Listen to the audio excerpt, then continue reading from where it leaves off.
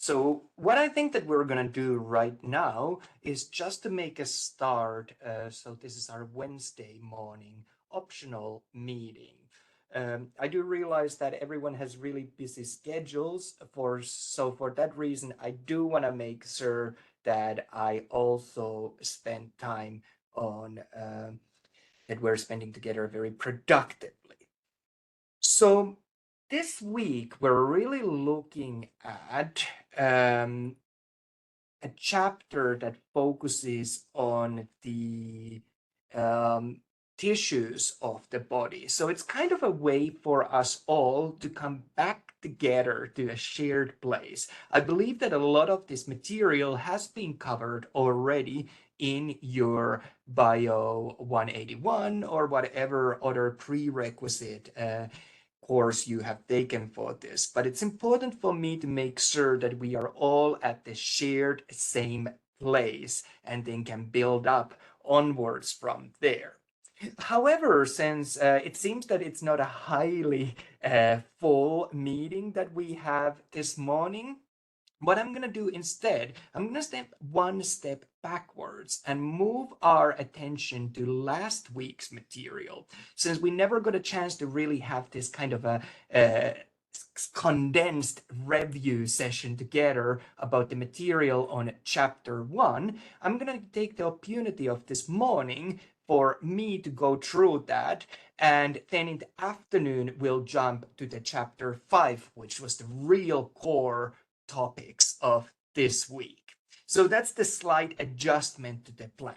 Normally, I would spend a little bit of time with my students at the beginning of all of these review sessions, just checking in how things are going. But since it's just me here this morning, I'm just gonna jump past that. And instead, what I'm going to share with you is the reminder that remember that even though this is an asynchronous online course, it doesn't mean that you're on your own having to battle through it. Quite the opposite. I am here and I provide multiple ways and multiple means for you to get help and get guidance and get assistance with the material. All you have to do is let me know, and I am here to work just as hard as you are to make sure that you succeed. Really, the best way is either during the office hours, which I offer on Monday and Wednesday mornings, during these live online sessions, which I offer on Wednesdays based on the little poll that we did. I offer it both during the morning and then in the afternoon again.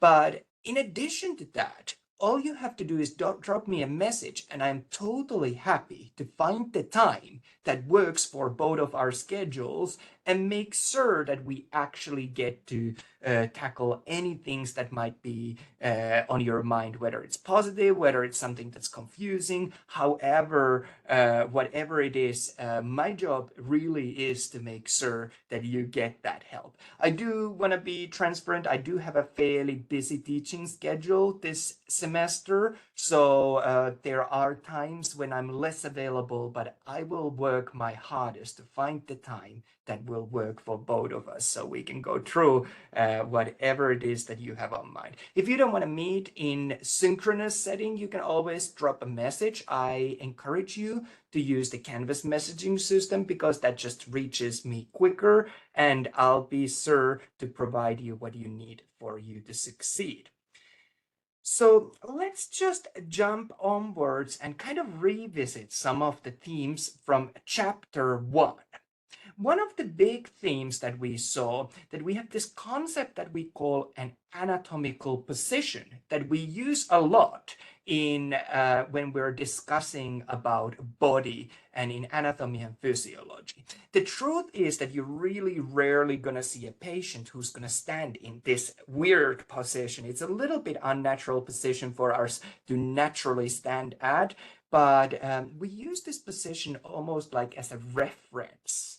So even though the patient or the cadaver might be located in a different angle, we still, when we discuss what we're seeing and we're giving anatomical landmarks and so on, we imagine as if that body would be standing in an anatomical position. So anatomical position is where a body is standing upright, feet together, hands on the side with palms facing forward and face facing forward as well. And like I said, one way to think about this that I think often helps people when they're tackling with the concept of anatomical position is to consider that it's our reference where we come back to whenever we're discussing. So we have kind of a shared understanding from one specialist to another, from one language to another, from one setting to another. It really saves a lot of time, so we don't have to take a huge amount of time first describing in which position the body is standing, if you wish, that rather we can jump on to describing what we see in the body. And a lot of the time in medical notes, in other notes that you'll end up seeing, we do also include an illustration of this anatomical position and then build up on that any observations that we do. And that's what I'm showing there for you on this picture. I also wanted to touch upon one way to look at the body by dividing it into two major parts. And there's going to be many ways to divide the body, and we'll actually revisit this division when we get to talk about the skeleton. So rather than looking at the bones, just think of the body as a whole. I've just chosen the illustration of the skeleton because it was the graphic that I had easily available for me. But one way to look at discussing the body is to divide body into two parts, like I said. We talk about axial body, which really includes the head, neck, and the trunk of the body. So that's typically where all of the vital organs are located, all of the things that are needed to keep you alive. When I talk about students about the build of a human body, I describe it almost as this cylindrical structure that we have. Food goes in at one end, comes out at the other end, and within this cylinder, we hold the most important structures. We'll see the brain, we'll see the heart, great vessels, lungs, and then the digestive system, urinary system, and so on. So a lot of the vital things are held within the axial body. Axial body also has a structure that's very well designed to protect those important organs, important structures within that cylindrical shape, if you wish to think of it that way. The second part of this two division approach that we can take to looking at the human body is to consider that from that axial structure, from that head, neck, trunk, tube-like structure, if you wish, we have things that come out of there. And these would be our upper limbs and our lower limbs. And these are often described as an appendicular part of the body. And when I talk about appendicular part, what I'm really going at and what I'm really thinking about is that they are almost as if they were attached to that axial part. Whenever you file paperwork, if you do some extensive applications or some formal documentation, a lot of the time there might be the actual application documents. A lot of the time there's the important things that you need to include, and then you have a chance to include appendices, additional material to go with that kind of supports your application. So that's one way you can think about these appendicular body parts. They're there to kind of add to this, but even if you didn't have an upper limb, you would probably still have enough to survive alive because the vital organs were included in that axial body part. So I hope that that helps you to kind of separate that division. And like I said, the picture, the illustration that I provided there for you is from the skeletal system, but don't limit your thinking just to the skeletal system. Think of the whole body. We will come back to the skeletal system and have a look at the little finer nuances between this division at that time. Another thing that I think that you saw last week when we talked about the human body and dividing it into different regions was that there was a lot of words. There was a lot to cover. So we tend to have a name for pretty much every part of the human body. And these names, you saw that they come often from Greek words, from Latin words. So they might initially seem a little bit like, why are we making our life more difficult? Why don't we just call it something that is easy for us, like nose, rather than talking about nasal region? Or why do we talk about the orbital areas? Why don't we just talk about eye sockets? Well, all this will make sense further you get into your studies in A&P, but really learning these terms, learning these regions at this stage is going to be really beneficial for you as you move further in your study, because one thing you'll notice, even though it might seem that there's a lot of new terminology for you to take in at this time, we actually recycle the terminology a lot. So learning it now will make your life easier.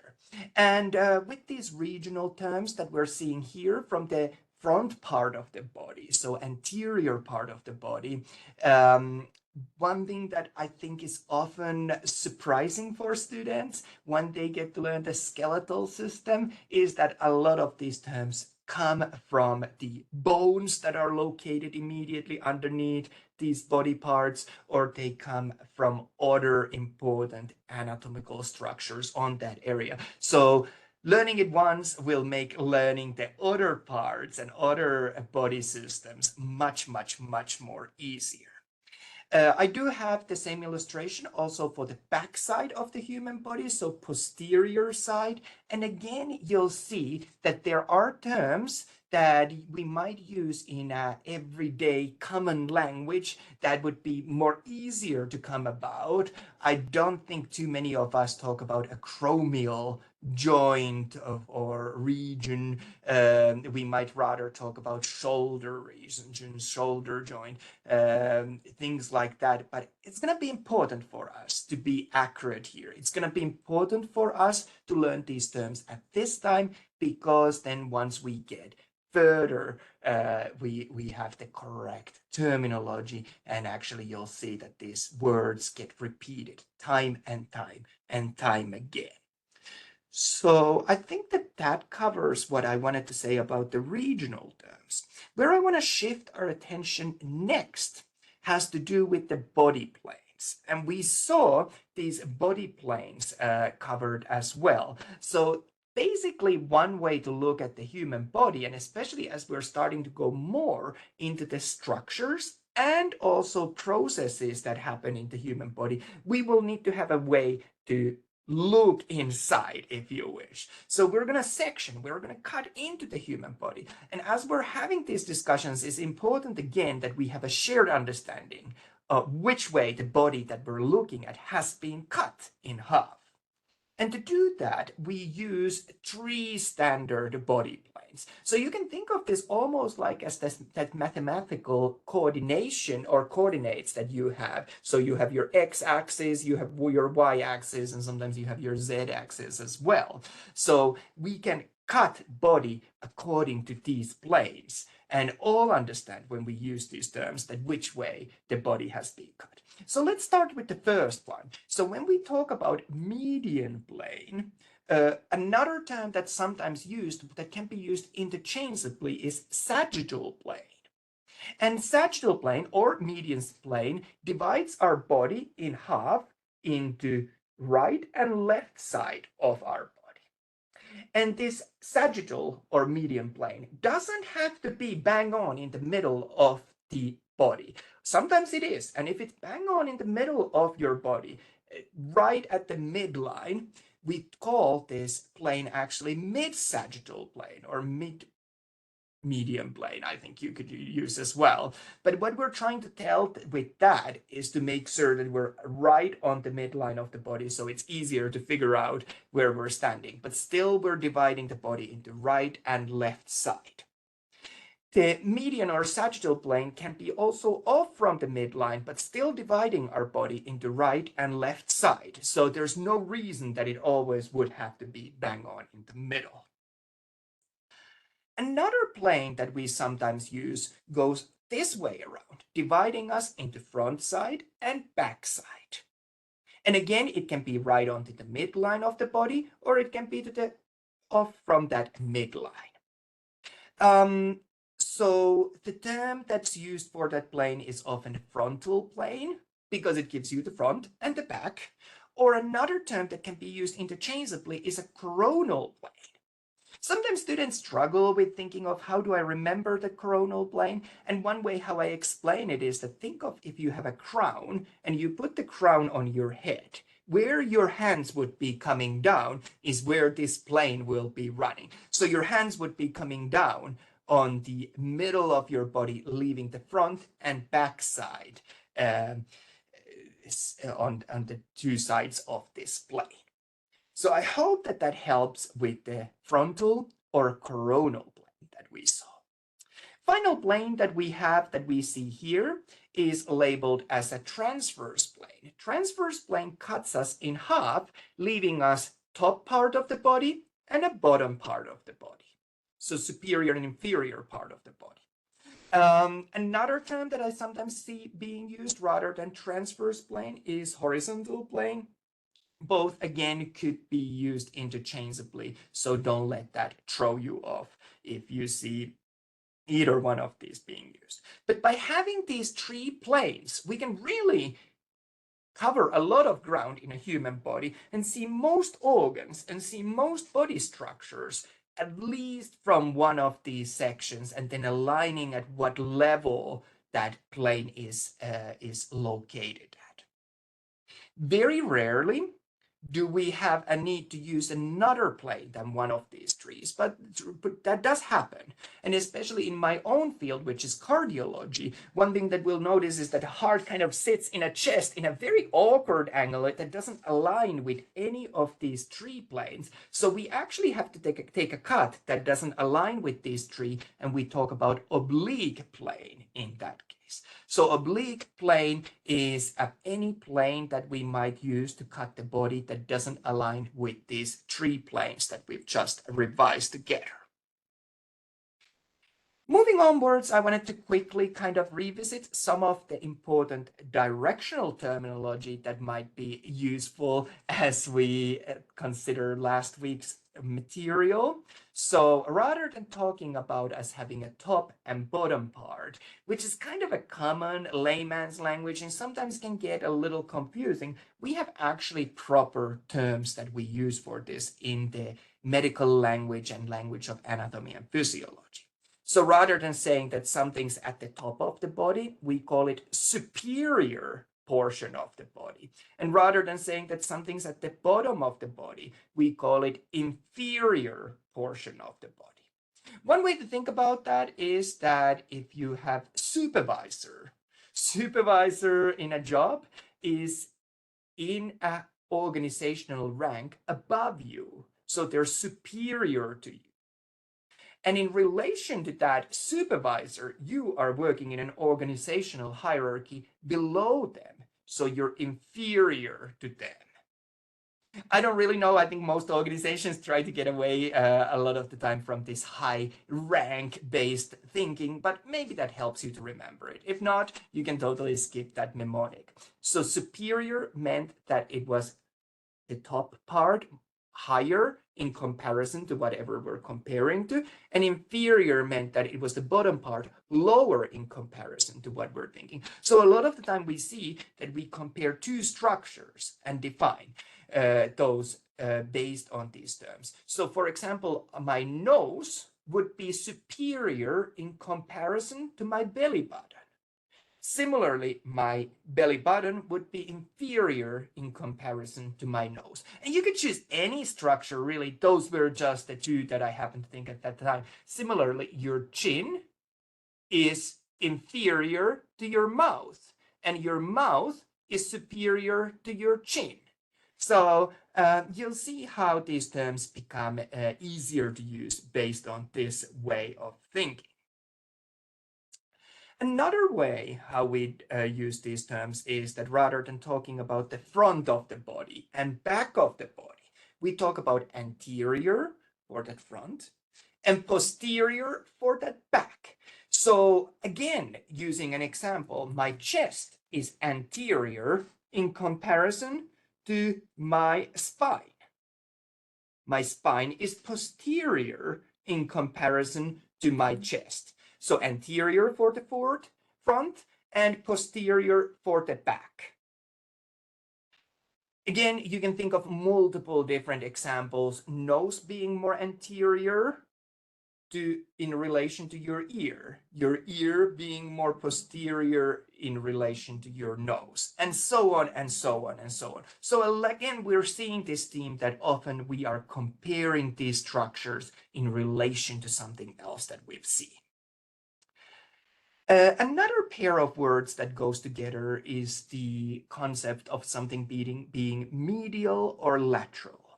When I talk about something being medial, I mean that it's close to the midline.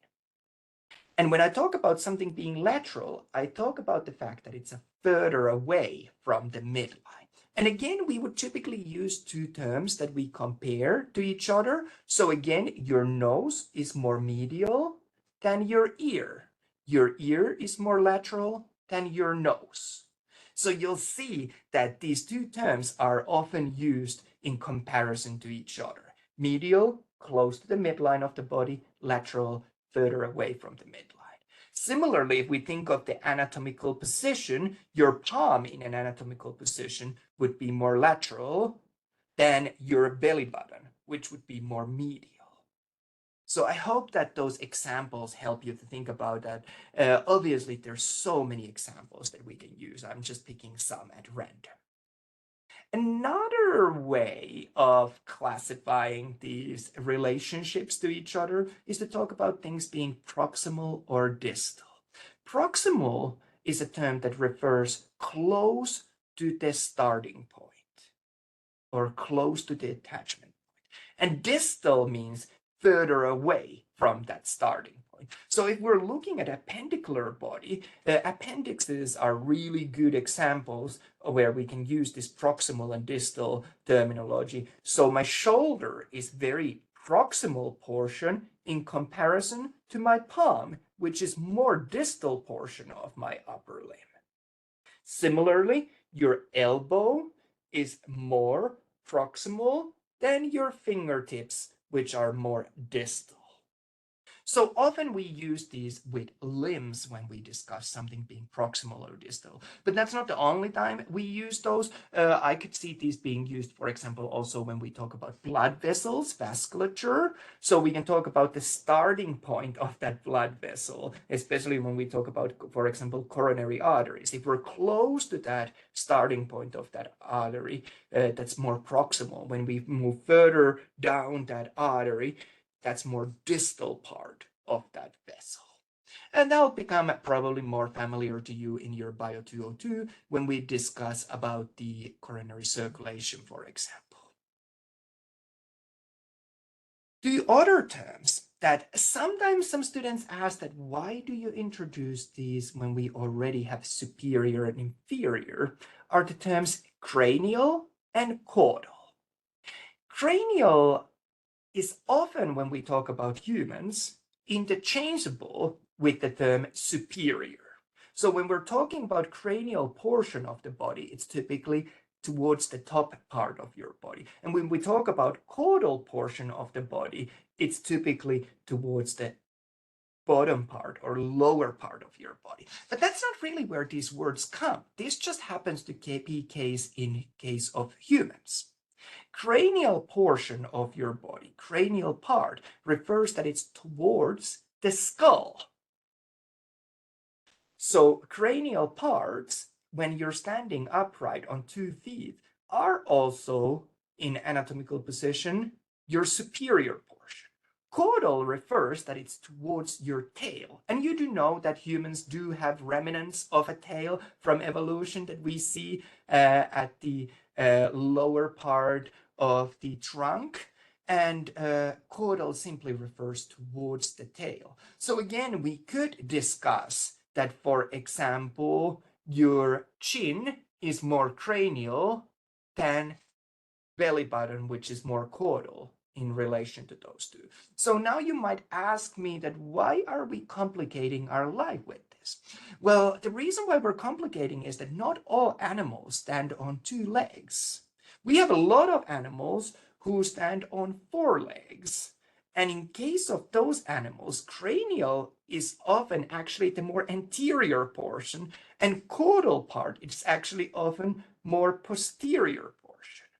So that's why we need to have these terms that we can use these directional terms despite whatever animal we're looking at and at whatever position they're standing. But you end up seeing that there's this kind of sometimes overlap until you look beyond that obvious overlap.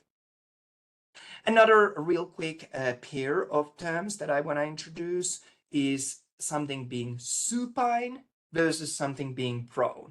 And easiest way of thinking of that is to think of the palms. However, these terms don't only apply to the palms, these can apply to the whole body as well. But when we talk about supine position, we talk about palms being open facing forward. When they're prone, they're the other way around. So one mnemonic that I use myself is to think of that your hands are supine when you're carrying a bowl of soup. When they're prone, you're not going to be carrying that soup like that. But again, like I said, this could apply to also the whole body view that we might have. One more pair that I'm going to introduce, and then I'm going to move on from these directional terms, is the pair of something being deep, which means that it's far into the body, versus something being very superficial, which means that it's on the surface of the body. So skin is a very superficial organ, whereas your heart would be located more deep in your body. I hope that that pair makes sense and clarifies that. I think that those are fairly self-explanatory. We also had a look of during chapter 1 of various different kinds of body cavities, and we can do many different division ways, but these are probably the most widely used ones. So we have our cranial cavity, so inside the skull where you will find, for example, the brain. We would talk about that space, that empty space inside the skull as a cranial cavity. We also have our ventral cavity, where the spinal cord runs within the vertebral column, the bones that make up the vertebral column, the vertebrae.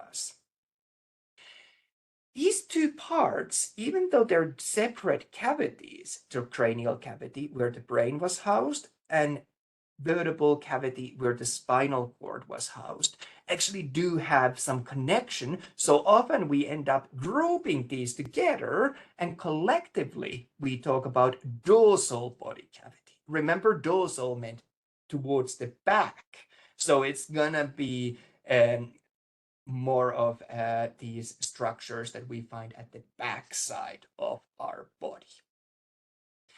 On the anterior side, so ventral side, ventral means really towards the belly, whereas dorsal means towards the back, towards the spine. On the ventral side, anterior side of the body, in case of the humans, we can do further divisions. We can talk about thoracic cavity, so the chest cavity. We can talk about abdominal cavity, so where the intestines are, for example, located. And then we can talk about pelvic cavity, where a lot of things like your urinary bladder and reproductive organs that are internal are located at. Sometimes we combine these, that we talk about abdominopelvic cavity, when we don't do that division between those two. Usually the thoracic and abdominal cavity, we don't combine them because they are separated by that thin sheet of muscle known as a diaphragm. We can divide our thoracic cavity further into other parts. We can talk about pericardial cavity, where the heart is located within this little sac-like structure. And then we can talk about pleural cavity, where the lungs are located. So many ways of dividing the body, and these later ones that we just talked about, thoracic, abdominal, and pelvic, each of which, especially the thoracic with its subdivisions, they could be combined into ventral body cavity. Many ways to divide the body. Another way that we divide the body, and especially the abdominopelvic region, is by dividing it into 3 or 9 parts, sections. And we do this a lot of the time because in a clinical use, it might help a lot if you know which of these sections is, for example, sore or sensitive to the patient. So if we divide abdominopelvic cavity into 4 different parts, we talk about quadrants of the abdominopelvic cavity.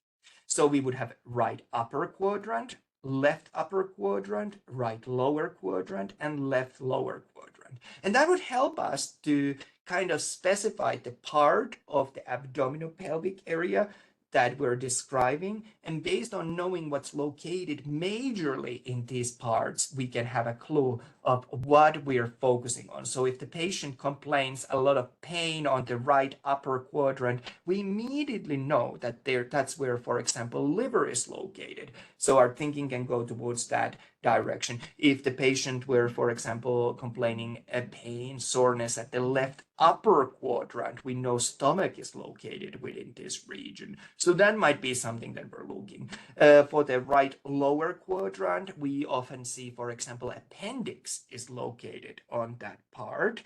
And we can have inflammation of appendix, things like that. So again, by not just saying broadly in our medical notes that patient is having abdominopelvic pain, we can actually be more precise and say at what part of that abdominopelvic region is that pain at. Well, that doesn't have to be the only way how we divide abdominopelvic region. We can go even more specific. We can divide the abdominopelvic regions into 9 different parts. And if we divide it into 9 different parts, we can be even more precise of what we're seeing. And I'm showing that division system there on the screen. I'm not going to go through it one by one. I'll just leave it for you to take from there and work onwards. But you'll see again why it would be beneficial to have this division into subparts of the abdominopelvic region, so we can be more precise with our discussion. We can be more clear that what part we're really talking about.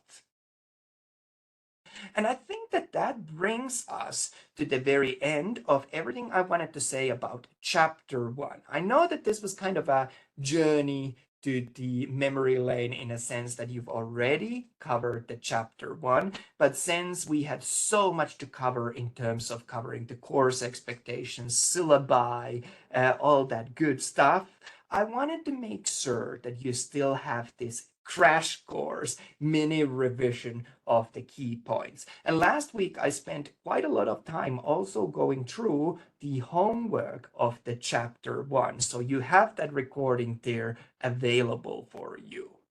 Remember that your textbook should be your primary source of study. I provide a lot of other resources to assist you to go beyond that or to clarify the most crucial concepts of the material that you're covering. But that doesn't by any means mean that you should just rely on the lecture videos that I provided or the demonstrations that I've recorded or written descriptions that I've added to the Canvas course. They're there to supplement your textbook. They're there to draw your attention to the most important parts of the textbook.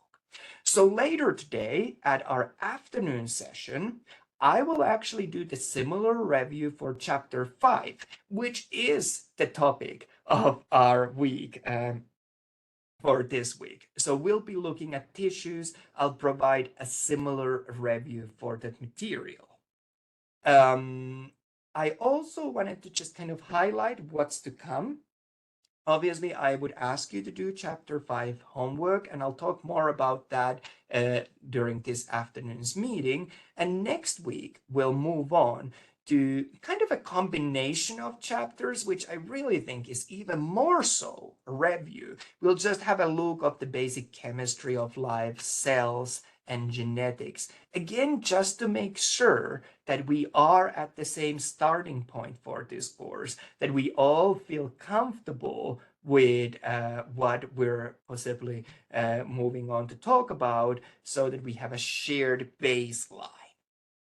At this point, I'm going to end this session here.